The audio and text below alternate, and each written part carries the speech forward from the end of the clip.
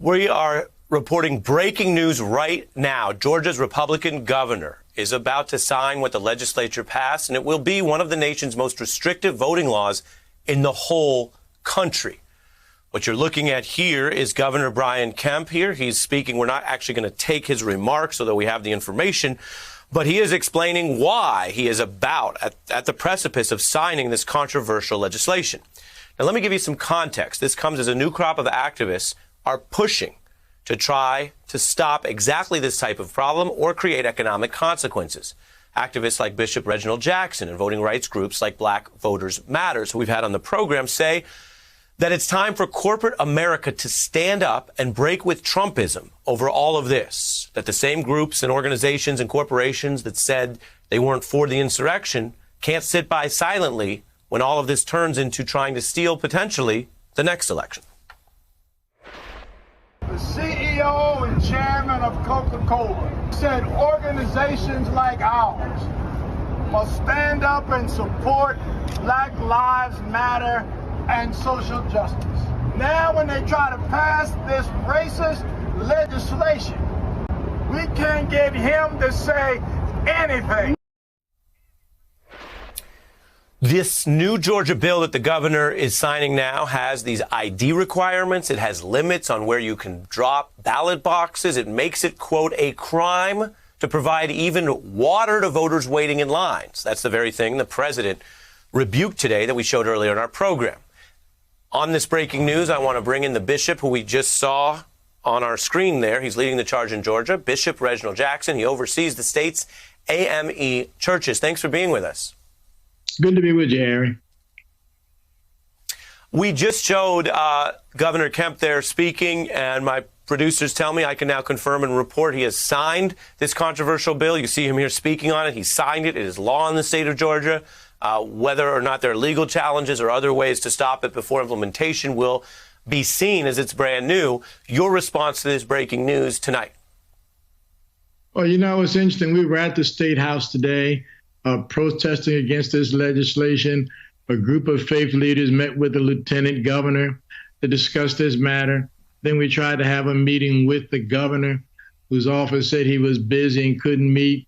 Now I understand it was not that he was busy and couldn't meet. It is that he had already decided he was going to sign this bill and wouldn't meet. And what do you say to people who are hearing about this tonight? It sounds like a state issue. Of course, Georgia was what turned the whole Senate.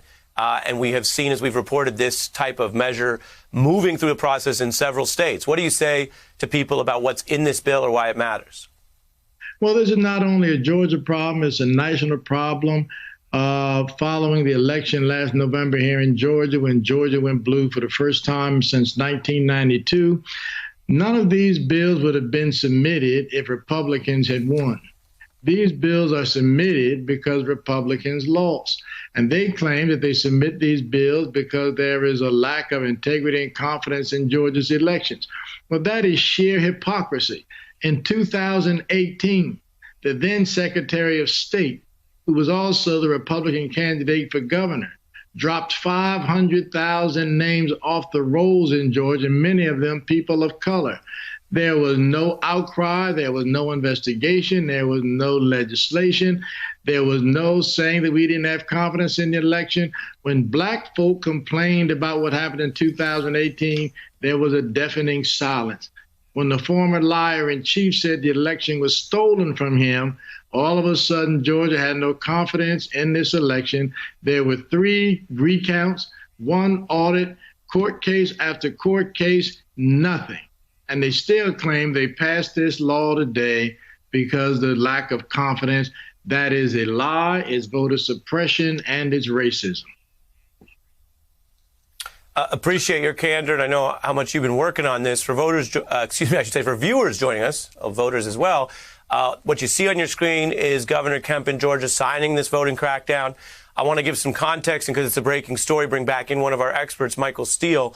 Context from the New York Times here, which we can put up on the screen, is what's happening around the country. Republicans, quote, seizing more power over how elections are run. States legislatures, for example, this also in Georgia, looking to strip the state elections official of their role on the election board, so he would lose power.